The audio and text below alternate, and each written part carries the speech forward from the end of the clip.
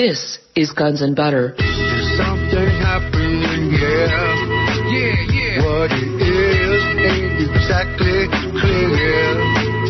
There's a man with a gun over there. This is what we need to worry about most in the world, is the loss of off-site electrical power. So we've got a nuclear power plant here in Vermont Yankee. And off-site electrical power is the problem. What we're talking about in New England or in California or in Pennsylvania or in Wisconsin with any one of these nuclear plants sitting next to some body of water is not a tsunami coming in on the Connecticut River at Vermont Yankee, but it's loss of off-site power. It's a blackout, an electrical blackout. Suddenly there's no electricity. Does that ever happen? Okay. California, the Midwest, and New England have all had major blackouts in the last 50 years, including the last 10 years, including the last 2 years. Well, the nuclear industry and the American media have been saying, well, it can't happen in America. Clearly, there's not going to be a tsunami so far inland in Vermont that's going to wipe out the Vermont nuclear power station. So the argument is true, and it's false at the same time, because it's not about the tsunami, and it's not about the earthquake. It's about the loss of off-site power. I'm Bonnie Faulkner. Today on Guns and Butter, Keith Harmon Snow. Today's show, Nuclear Apocalypse in Japan. Keith Snow is an independent journalist, war correspondent, and photographer. He has worked for more than a decade to contest official narratives on war crimes, crimes against humanity, and genocide, while also working as a genocide investigator and consultant to the United Nations and other international bodies. He has won 3 Project Censored Awards for his Central Africa reportage. Keith Snow holds advanced degrees in electrical engineering and before 1990 worked in classified programs for General Electric, the designer of nuclear reactors now irradiating Japan. Keith Harmon Snow, welcome. Hi, Bonnie. Thanks for having me on. Keith, you write in your article on the catastrophe in Japan that instead of sending nuclear or health experts to assist the Japanese people in their time of desperate need, U.S. President Barack Obama first sent teams of intelligence agents and FEMA-trained military grunts with special security clearances. Is that right? I never read that anywhere else. Yeah, in the first few days, meaning the wave, the tsunami, the natural disaster, the tsunami and the earthquake happened, I think, Friday the 11th of March. And then by Monday, the Obama administration had sent USAID officials. Those are intelligence agents. USAID officials. USAID is a Pentagon outfit. They're very connected to the Pentagon and covert forces, and we see them as a humanitarian or a development aid organization. They're not. They're intelligence officials. There's a reason that Obama chose top USAID officials to send into Japan in the very first few days. These were not nuclear engineers. They were not Nuclear Regulatory Commission experts. They were intelligence officials. He did send in nuclear experts later, or the U.S. sent in some, I believe they were Department of Energy and NRC officials. NRC being, again, the Nuclear Regulatory Commission, which is the primary oversight body for the nuclear power sector in the United States. And at the same time, the United States sent in military covert. These are basically, I called them military grunts. They had special FEMA clearances, but they were described as soldiers sent in for humanitarian purposes to help with the relief effort and with the rescue effort.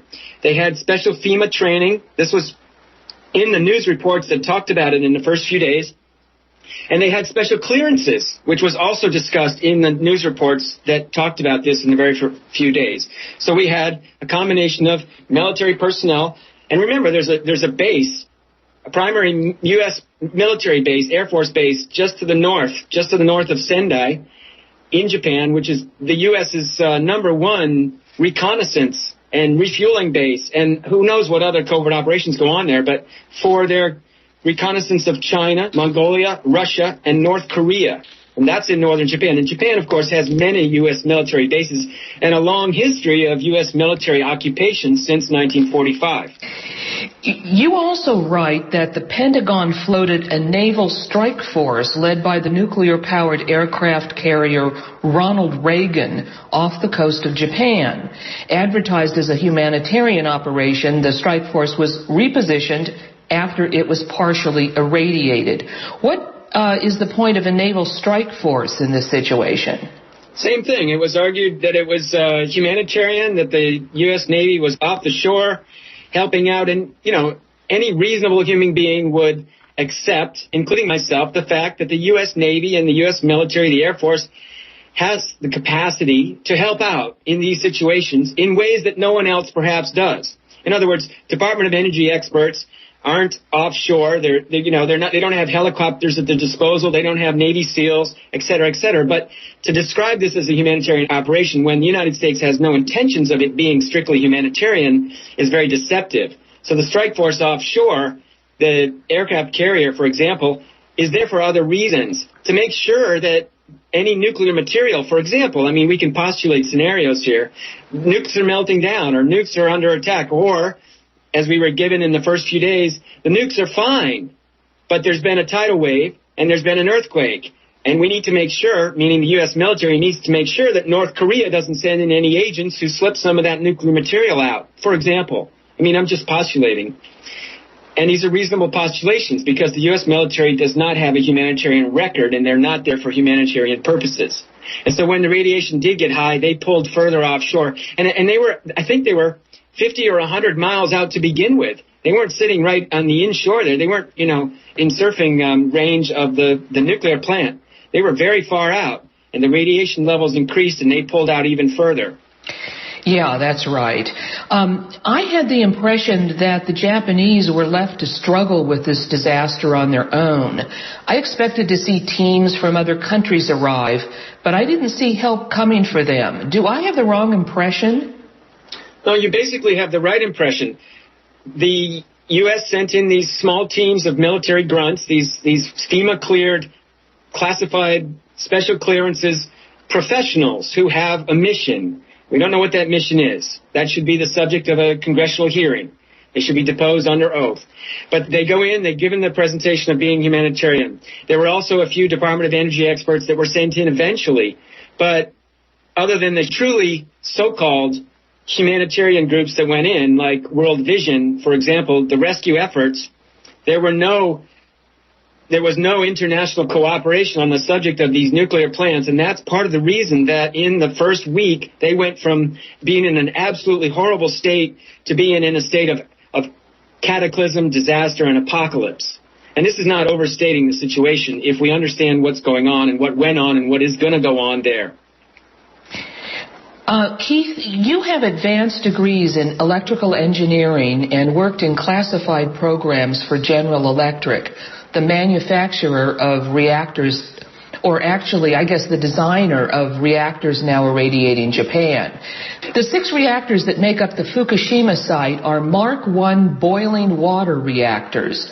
What can you tell us about this design? Couldn't be worse, Bonnie. General Electric is the one who devised the Mark I design. Back in the 60s, they began these constructions, these designs back in the 50s, actually, after Admiral Hyman Rickover invented, under an accelerated program, the first nuclear power plant for a submarine. And that would be I shouldn't say nuclear power plant, I should say nuclear reactor, because plant makes it sound clean and safe, and it's not. It's a reactor. For the submarine Nautilus.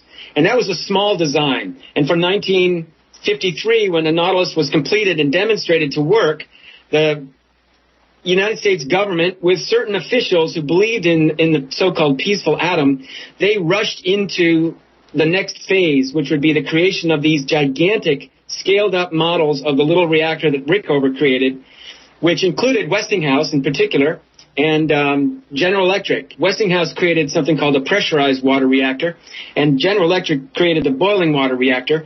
And these are the 2 primary designs that comprise the American nuclear fleet today of 104 operating reactors.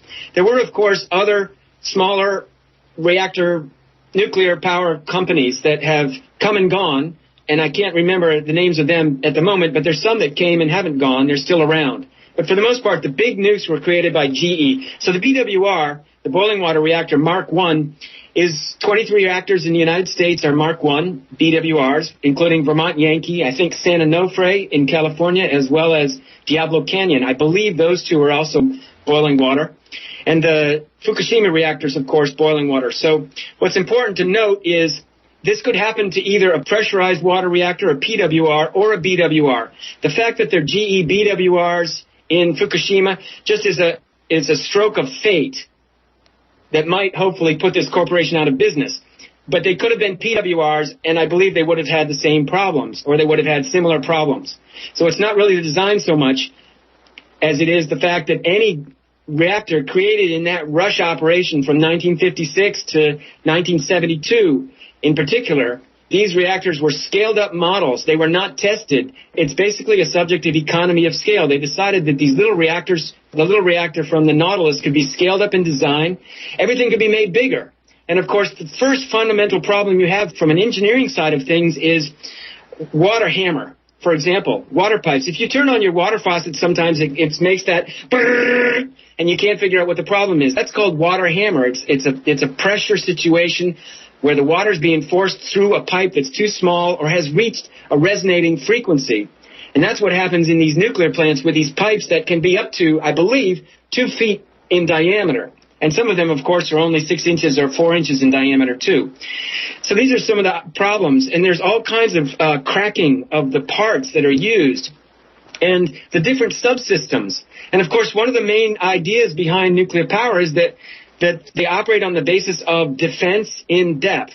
In other words, if the reactor goes into a scram, has a problem, it needs to shut down, it'll shut down first. That's the first level. Second level is if there's a problem with an emergency core cooling, then the emergency core cooling system will come on.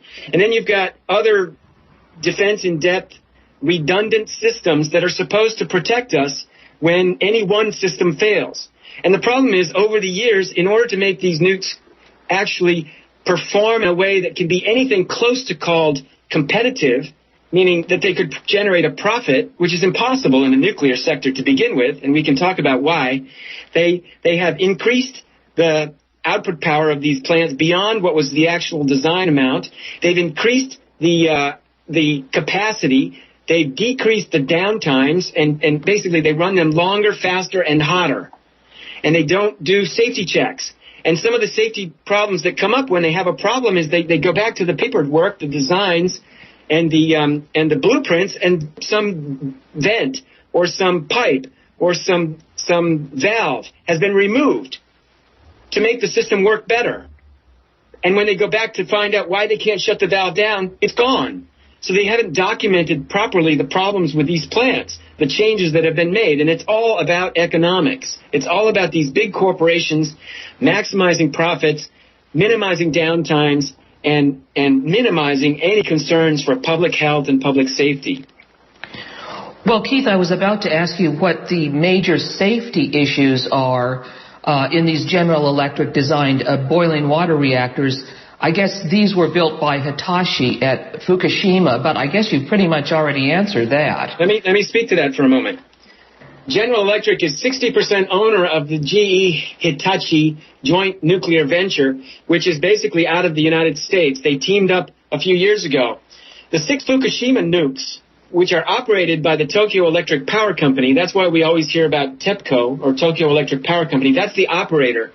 Like in New England, you've got the New England Electric Power System, and they're the operator. Or Pacific Gas and Electric would be the operator out in California, perhaps, for the San Onofre plant or the Diablo Canyon plants.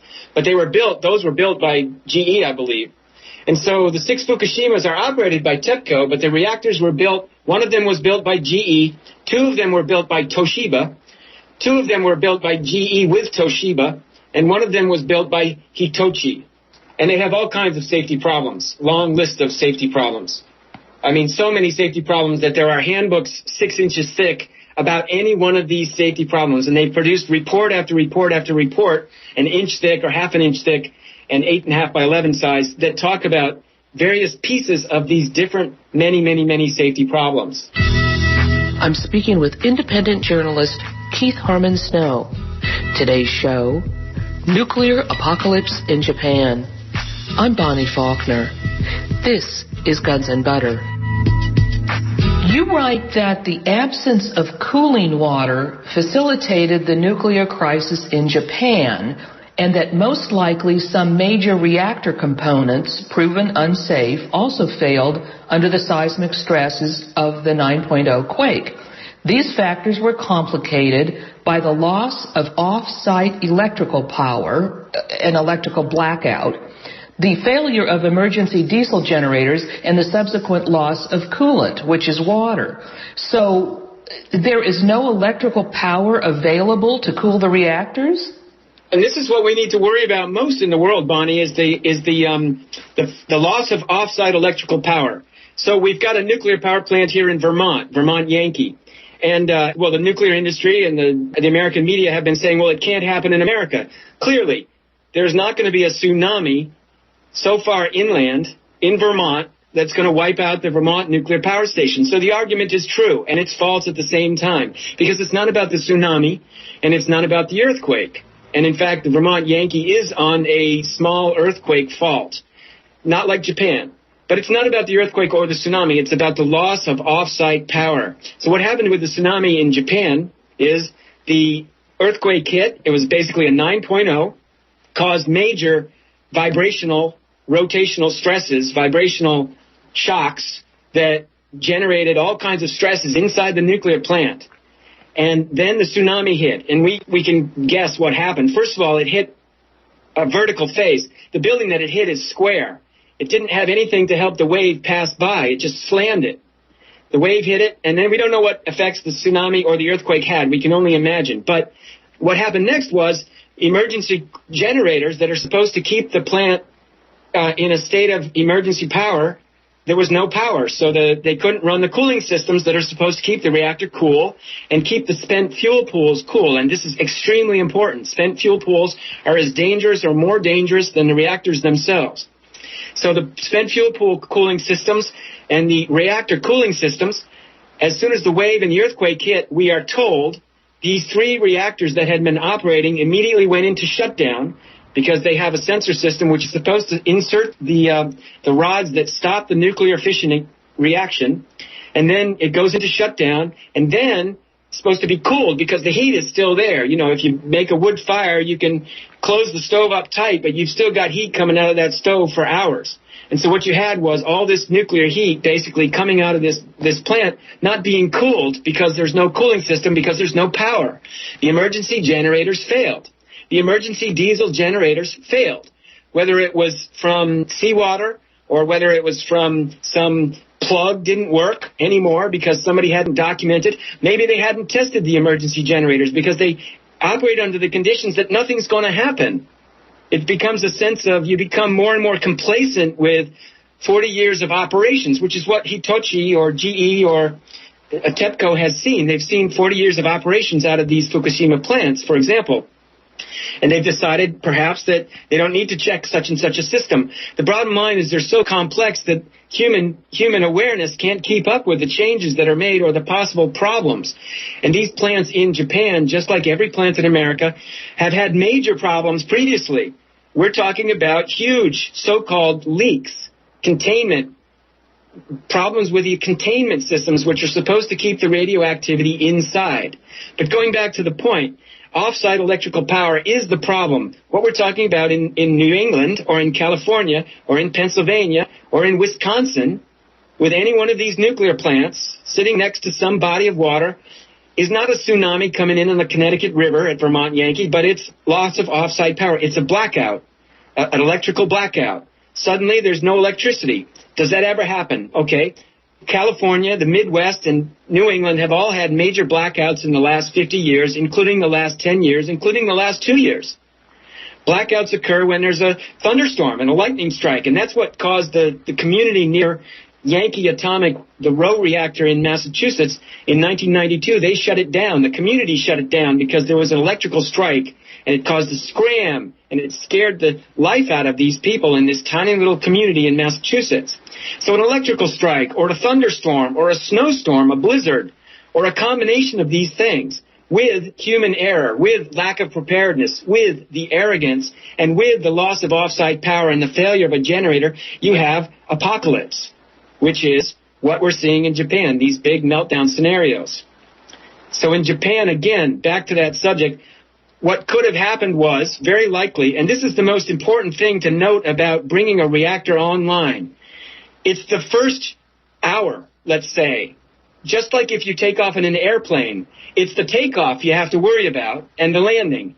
It's not the operation at 20,000 feet in a steady state. It's the dynamics that occur, the stresses, changes in temperatures, the forces that occur on takeoff in an airplane that can cause a turbine fracture. For example, these giant turbine blades that they use on most jet airplanes, non-propeller airplanes, have a problem called turbine fracture. The blades fracture and fly off, and then they become a missile, and they fly through the fuselage of the airplane, and then you have a plane crash. These happen on takeoff and landing, mostly. They don't happen in steady state. And the turbine blade problem also exists at a nuclear plant because they use turbines, big, gigantic turbines, the same ones with the same problems in these nuclear plants. And this is very well documented. But getting back to the point, which was the loss of off-site power and the startup or the shutdown of a reactor is the most dangerous time because it's going through these incredibly high stresses in temperature, pressure, nuclear reaction, vibrations, shock.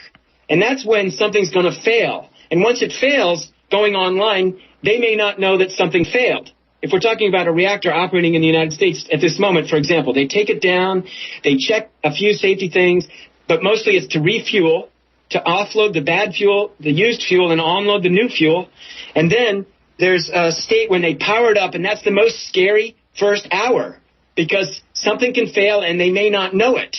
And by the time they go to shut down, whether it's a justified shutdown because of a power outage or because they need to change the fuel, or whether it's a shutdown because of an emergency situation, something has failed and they don't know it. And that's what could have happened in Japan. The earthquake, a 9.0. And these things were designed for something in the, I believe it was in the 7-point or the 8-point range, which is significant. They were designed more stringent than American plants. The Japanese are technological geniuses. They can do, if the Japanese can't do it, I mean, if you've ever ridden the Shinkansen, 365, something like that, 365 miles an hour is their record speed. But even the normal Shinkansen at 140 miles an hour. And it's precise to the moment. You can set your clock knowing that if the Shinkansen is coming in at 3:45:56, it's going to come in at 3:45:54 plus or minus 10 seconds. I mean, they're precise to the second or the minute. The precision in Japan. So anyway, the point is that these reactors could have seen some major damage when the earthquake hit. And we're told that the shutdown rods were reinserted. And these are basically, I believe they're boron, but I'm not quite sure. They reinsert these rods which stop the nuclear reactor because they're made to shut down the reaction. And the rods, we're told, were inserted. So the reaction stopped. The thing went into shutdown. And then, because of the tsunami, or because somebody made an error, then the problems happened. So they basically argue that the plant was safe. It's just that the tsunami hit. And that's not true. It's not the tsunami or the earthquake, effectively, that caused the problem that we're seeing here. It was the fact that the diesel generators that were supposed to save it didn't work. And the extra safety systems that were supposed to save it didn't work. The emergency core cooling system, something cracked. It may have lost all the coolant, all the water that was in the system that was supposed to cool it. And I believe these plants, these BWRs, use something like, it's a phenomenal number, and I could check it, but it's like it's not 1 million gallons a day. It's something like 1 million gallons an hour. Even if it's 1 million gallons a day, it's a lot of water. And something happened to the system so that this nuclear plant that's within 200 feet of the Pacific Ocean, which is its heat sink and its cooling source, it can't access all of that water. Imagine that, sitting right next to an ocean. Theoretically, you could bulldoze the problem into the ocean and all that water would cool it down. Of course, then you've got a radiated Pacific Ocean. So you try to keep the radiation out of the water systems and out of the air and limit it to the soil. Of course, this can't be done. And in summary, that's generally the answer to your question. Keith, for 3 years, from 1990 to 1993, you taught English in Japan and explored the countryside and studied Japanese culture. What did your experience living in Japan teach you about the country that is relevant to the current disaster? Now, I know you've just mentioned how advanced and specifically technologically advanced the Japanese are. What else about Japan would be relevant here? Technological advancement is important. What's really important here, Bonnie, and this may be what you're asking for, what's important to note about Japan is it's a tiny little island. I mean, it's a big island, but it's a relatively contained kind of place. It's very insular, and you have different features of this insular island which makes it significant in terms of what happened here. And one of those things is the failure of the public to speak out. The whole mentality of the Japanese psyche after and because of World War II is not to speak out, not to become a whistleblower, somebody who stands up and says, and works for the nuclear industry, for example, who says, by the way, these plants are not safe, we need to change this, hello, is anybody listening? Whistleblowers are punished in the United States just like they were in Japan. The whistleblower in Japan is not a likely possibility because they have a saying in Japan, the nail that sticks out gets hammered down. So what we're talking about is groupthink, especially within the nuclear sector. And that's not just about Japan. It's within the nuclear sector in the United States as well. We have a problem with groupthink, where many of these engineers and technologists have decided that nuclear power is safe. Of course, they have to justify it because it's where their paycheck comes from. And they don't want to believe they're putting their lives in danger by working every day around radiation. But in Japan, the groupthink phenomena is very significant. It's a very regimented, very orderly, very don't speak out, don't make any waves kind of a society. So, for example, when I was late getting on a train, or, for example, my friend is coming and I want to get on the train and my friend is coming and they're not quite there, but I can see him coming, so I hold the door. This is like nuclear war in Japan. The Japanese conductors come running and they're yelling at you, dumb it. It's just something you wouldn't do. A Japanese person would not hold the door like we would in New York. You hold the door for the subway and somebody gets on. It's regimented. You don't do anything that upsets the social order in that way. And people are very careful not to upset the social order. Another problem you have in Japan that's very significant, and anybody who thinks that I'm interested in bashing Japan should think again, because these problems that exist are significant in the United States or Europe or anywhere else. But another major problem in Japan is alcoholism. A lot of the corporations, the corporate culture is to spend a lot of time at work, give your entire life to the corporation, and when you're done at the end of the day, which may be a 16-hour day, you go out and get hammered. And, it raises questions about safety of these kinds of technologies because it's everywhere. It's not just a few people getting drunk. It's the culture. The culture is drinking and drinking after work hours. So the main points there are groupthink, and that I would say that I learned about Japan is this groupthink phenomenon and not speaking out, not upsetting the apple cart. Activism is seen as you're treated, if you're an activist in Japan, you're treated as if you're an alien from another planet. People walk right by you. They don't pay any attention to you. And I was involved in direct action in Japan. As a journalist, I was covering some direct action by Bruno Manser, the famous Swiss man who was working to stop the Japanese Soga Shosha timber corporations from committing genocide in Sarawak, Malaysia, which is still going on. So those are some of the important things to remember about Japan. And also, it's a very technological society everywhere. It's not this image that people have of Japan of these Buto dancers. I mean, these things exist too. Buto dancers and temples and beautiful gardens and very well manicured. And that brings up the other issue. Nature is controlled and nature is manicured. And the attempt to control nature is significant, including giant walls along almost every major river in Japan so that it won't flood. And these are made of cement. So you're creating non-natural boundaries to the natural ecosystem, which just basically kills off nature in Japan. So the extent of nature in Japan has been greatly killed off. Very unenvironmental society. And this doesn't mean everybody. And I'm not saying that it's worse or better than the United States. We're just speaking about a very, indigenous, basically an indigenous population. The Japanese culture is very heavily Japanese language. Not so many English speakers, even though there's more and more all the time. I would expect to see a few, if not a couple, many suicides in the next month or two. And these may be top nuclear officials. They may be TEPCO officials. They may be government officials. They may be ordinary people. But the phenomenon of shame, of shaming the society, of letting your people down, of letting your family down, it's just not accepted. People cannot live with the shame in Japan. So suicide is a big deal. Suicide is a way out. And there have been some suicides in the nuclear sector in the past 2 decades. I can't give you the dates, but I believe it was the Monju breeder reactor, which is also in Japan and is very, very dangerous compared to a nuclear power plant as well. But I think it was one of the officials, either of the Monju reactor or of one of the nuclear companies that tried to cover up some radiation leaks a few years ago, or some corruption, and then committed suicide. So suicide is, I think, something we may, unfortunately and sadly, we may see more of that. I'm speaking with independent journalist Keith Harmon Snow. Today's show, Nuclear Apocalypse in Japan. I'm Bonnie Faulkner.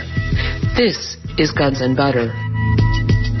You say that you began your career as a journalist by looking deeply into the rabbit hole of nuclear power from 1993 to 2000. You visited the Nuclear Regulatory Commission's public document rooms, which have since been closed in many places, where you read thousands of microfilms and scanned microfiche records and excavated documents. What did you discover in your investigations of nuclear power? Well, the public document rooms, Bonnie, were originally created, I think, in the 60s or 70s. And at some point, they put a public document room near every reactor in the United States. The purpose is to provide a sense, a false sense, I would claim, and do claim, a false sense of transparency. So anybody in the United States could go up to the public document room near their reactor. And so I did this. We had a reactor, Yankee Row, the first reactor, one of the first small reactor, the very small reactor built in 1960 or 58, 59. And it was a Yankee Atomic Power Plant. What the industry says it set the record for safety, but it had its problems, and it had its releases of nuclear waste and all that. And nearby, this is in Row, Massachusetts, a very isolated section of the state in the west on the Deerfield River. And nearby in the town of Greenfield, the city of Greenfield, the public document room was located at Greenfield Community College. And you go in the library there in the public document room, and it's got stacks and stacks and stacks of fiche. Actually, it was in the library at Greenfield Community College that you found the public document room itself, which was just a little section dedicated to the public document room aspects. And you find reams and reams of microfiche and microfilms. And these are little 3x5 cards slipped into a white envelope that you pull them out, and they've got all these pages and pages and pages of documents on each one.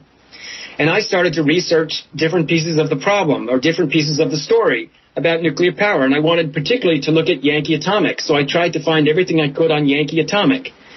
And the first thing that you would discover if you could do this today, and you can't, because they've taken away the public document rooms, precisely because of people like, me and others, many others who've done so many years of dedicated work to try to expose the problems here. And they've taken them away, but you could walk in at the time and find the information on Yankee Atomic. And so that's what I looked for. And I found it's intentionally disorganized.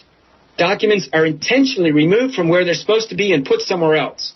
It was incredibly disorganized. You couldn't find something that was referenced. If you found something, from my point of view, about Yankee Atomic, it was either because somebody told you exactly what to look for and exactly how to find it and exactly where it would be, or that you tripped over it accidentally in some other section.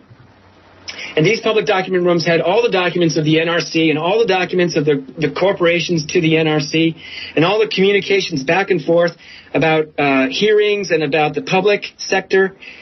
But basically, overall, if you're awake and you really want to look at and understand what's going on, you get a sense very quickly that something's being hidden from you.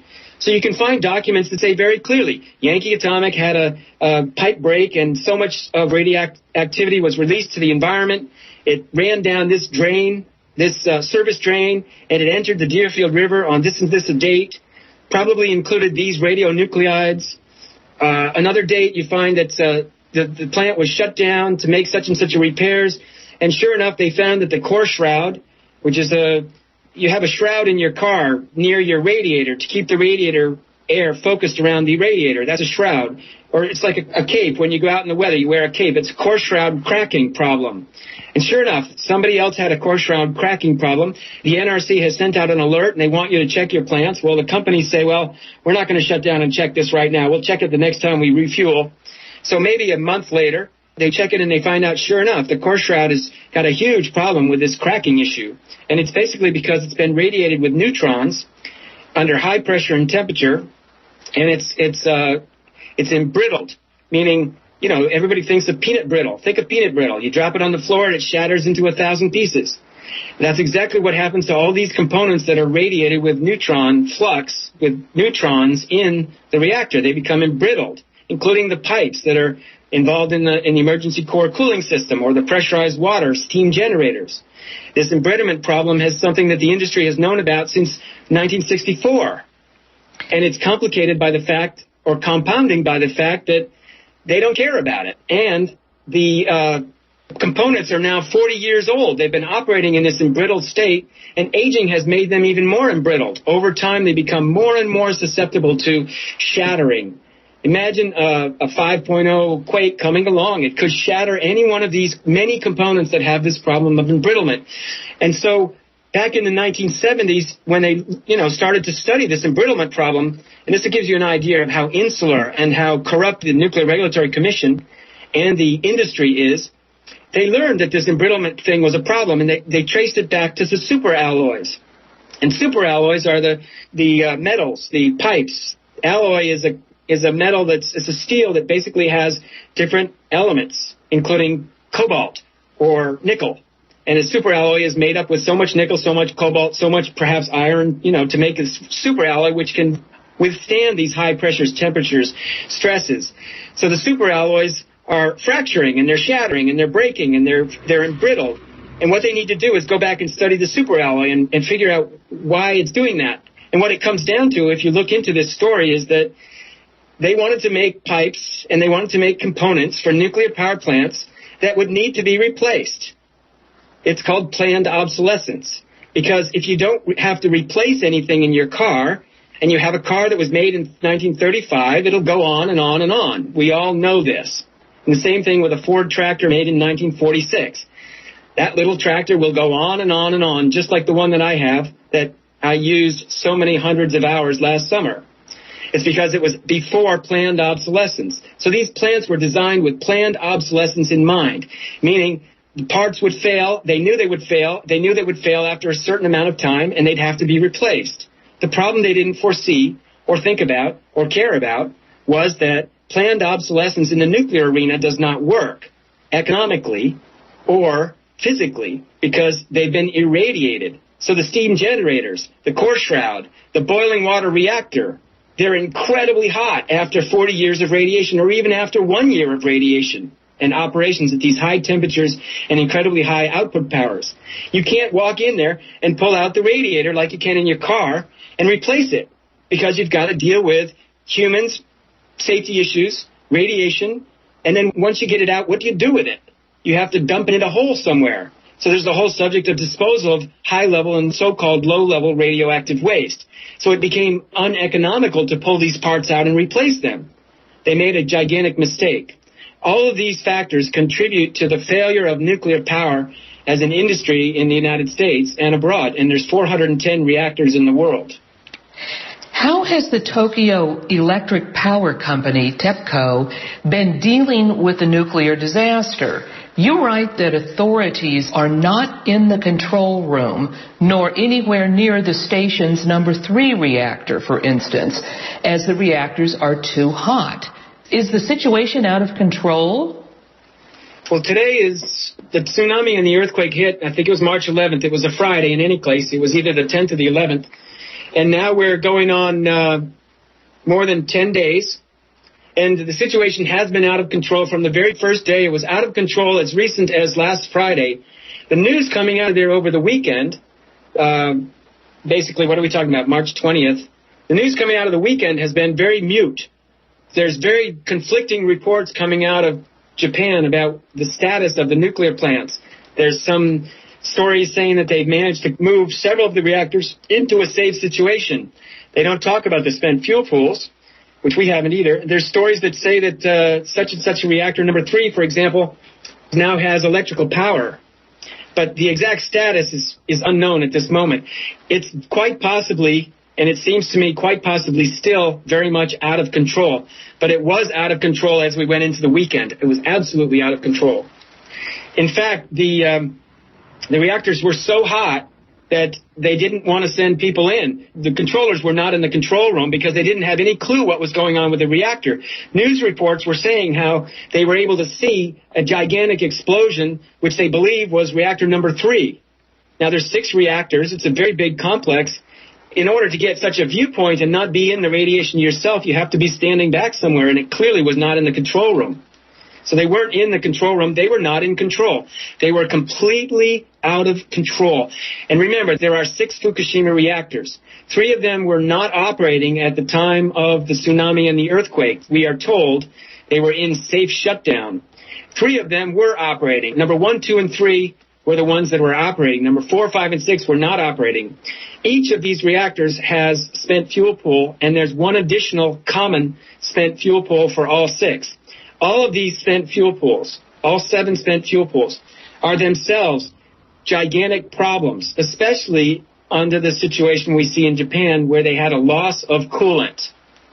So even when they were talking about the reactors, they weren't telling us what was going on with the spent fuel pools. And the nuclear experts, the anti-nuclear experts and the nuclear experts who know this, know that the spent fuel pools are there and are wondering what's going on with the spent fuel pools. We're not being told anything.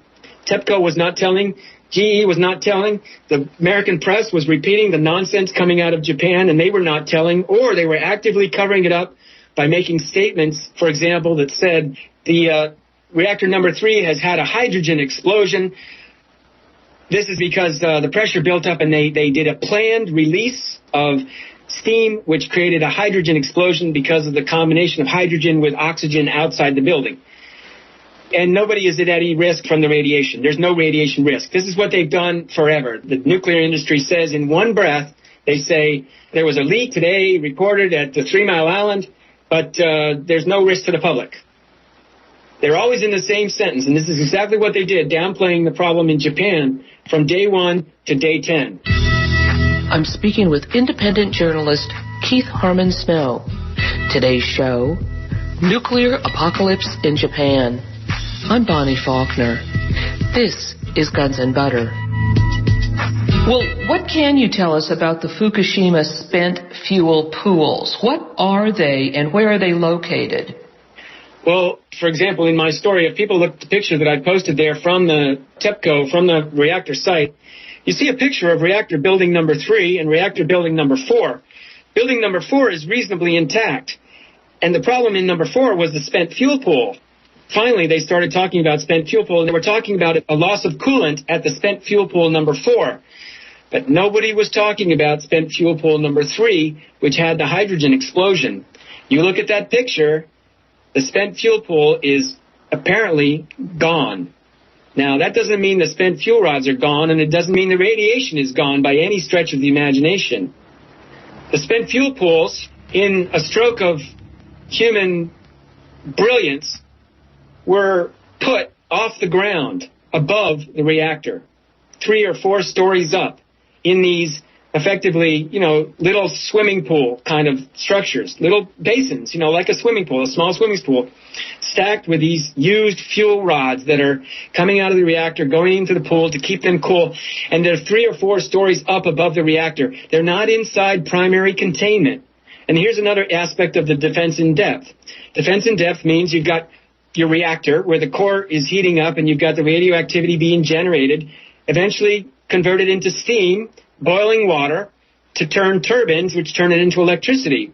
So basically what we're doing is using a kind of a nuclear bomb to generate boiled water. So the spent fuel pool is incredibly dangerous. Of course, we can talk about the radiation and the effects on human health from the releases, from the everyday releases of any nuclear plant in America. Problem 1, from the releases of so-called leaks and so-called accidents that are the non-daily events. And then we can talk about the emergency events like 3 Mile Island, Chernobyl, or Fukushima reactor. And then we can talk about the spent fuel pool. And they all have different radioisotopes associated with their operations and with their releases. And the spent fuel pool has something called cesium-137.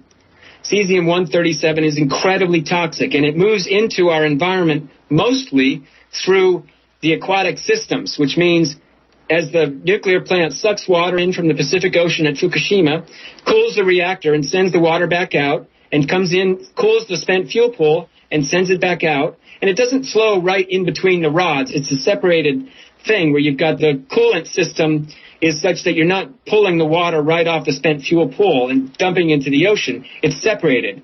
But at the same time, it's radiated, and it's leaking and dumping cesium-137 into the ocean or the Connecticut River or the Great Lakes of the United States or the Pacific Ocean or the Atlantic Ocean.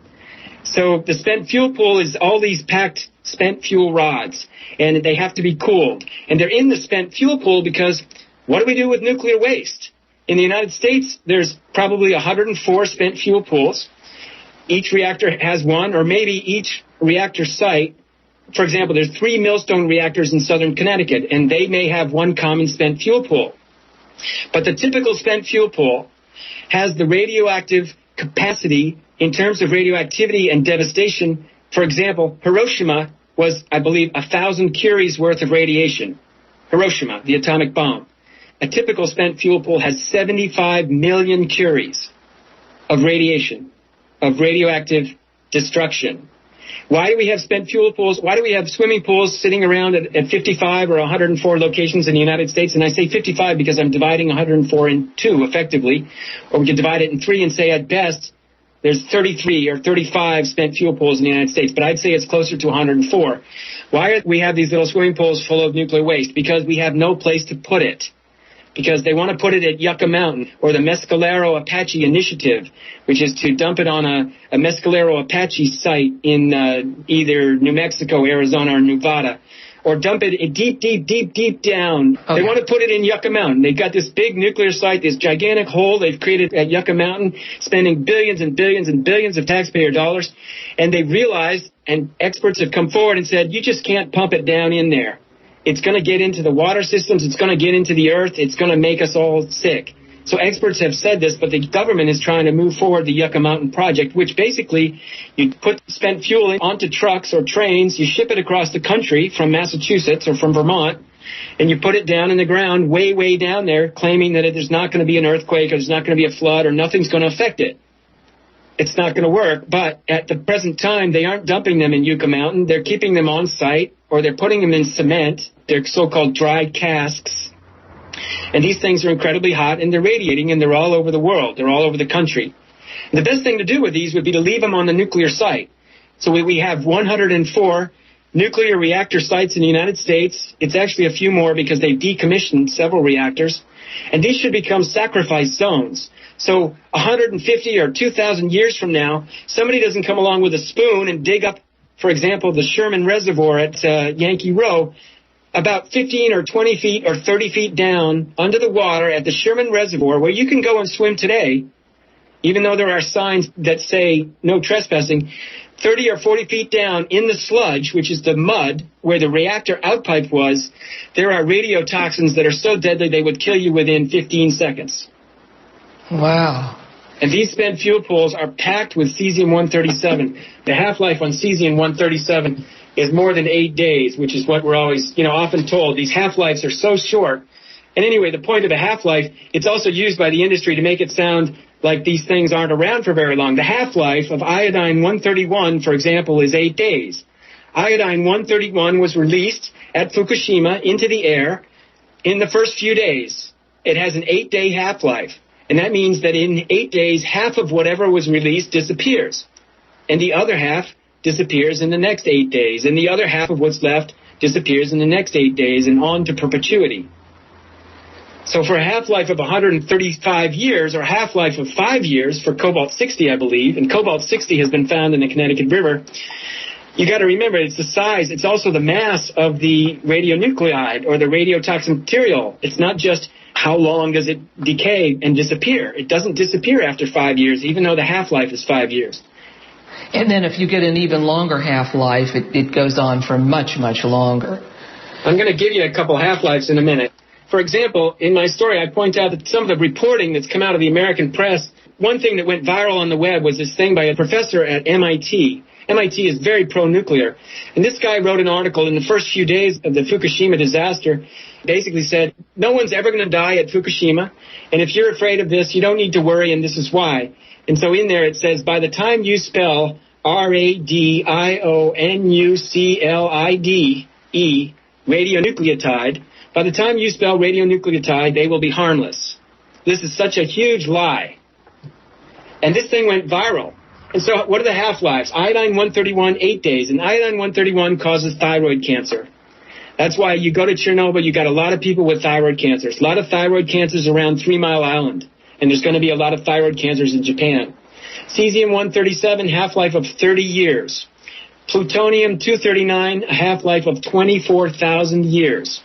And there's plutonium in the spent fuel pools. What is the Price-Anderson Act, passed in 1957? Back in the 1950s, when they tried to rush forward nuclear power, they had promised the president and the Presidential Commission, Scientific Commission, had promised the United States that we were going to move nuclear power into a reality very quickly. And then it turned out to be far more difficult. And the corporations didn't want to have anything to do with it because there were studies done in the 1950s that produced information, for example, that documented that estimated the risk of a nuclear power plant in New York, just a little bit north of New York City, which it turns out there is one right now. And back in the 50s, they did this study, and they decided that if there was a nuclear power plant problem, it could affect so many thousands and thousands of people. And these kind of economic losses and these other problems. And the nuclear industry looked at the pre-nuclear corporations. Westinghouse was an electric company, electric light bulbs and electric boats in the military and weapons, but not nuclear. They got involved in nuclear later in the 50s and 60s, whenever. GE as well. But at the same time, they got involved only in nuclear because they were insured against any problems if there was a catastrophe. The Price-Anderson Act was created by Albert Gore Sr. in 1956, and it was passed as the Price-Anderson Act, I think under a different name in 1957. It indemnifies the nuclear reactor producers, GE, the laboratories that work with nuclear weapons, example, and Westinghouse. It indemnifies them from any lawsuits from the public in case of a major nuclear problem. So you and I can't go out and sue the Nuclear Regulatory Commission, and we can't sue the U.S. government, and we can't sue the corporations. Or perhaps we can if there's a small, problem, but we can't recover the kind of money that we deserve to recover. Or if we do recover it, it's not coming from the corporation that created the problem. It's coming from the taxpayers. Taxpayers support the Price-Anderson Act, which indemnifies the nuclear companies from any loss in the event of a nuclear disaster, a nuclear power cataclysm.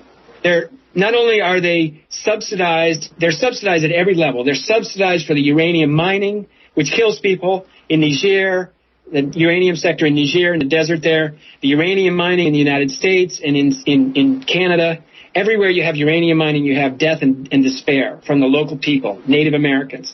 So you get death and despair there. But throughout the entire nuclear cycle, you've got different pieces of the puzzle that are supported by the U.S. government and by taxpayers. We pay for these things to operate. They are not efficient. They are not economical. We make them run, and we make corporations profits to run them. But they could never be run, they could never be built, and they could never be dismantled without all of the money that the American taxpayer provides. If there's a problem, the Price-Anderson Act, taxpayers will pay to resolve it. Nobody, no executive from any corporation dealing with the nuclear power sector will be held accountable if there's a meltdown at Vermont Yankee or San Onofre in California or the plants down near the Amish country in Pennsylvania. Keith Harman Snow, thank you very much. Thank you, Monty. I appreciate you having me on. I don't claim to be a nuclear expert, but I've studied enough to know some of these facts are very true, and what we're being told is very different from what's really happened. And even at this very moment, the press is trying to downplay the scenario in Japan, trying to downplay the radiation release, even while, for example, MSNBC has pulled the reporters out of Japan because of the radiation. So on one hand, they're saying radiation is not a threat in Japan. They're downplaying it. They're saying that if you're afraid of radiation, you have a problem called radiophobia. And on the other hand, they pulled their reporters out. And it's really important to recognize that MSNBC, or NBC, is owned by a company called General Electric. There's something happening, yeah. What it is ain't exactly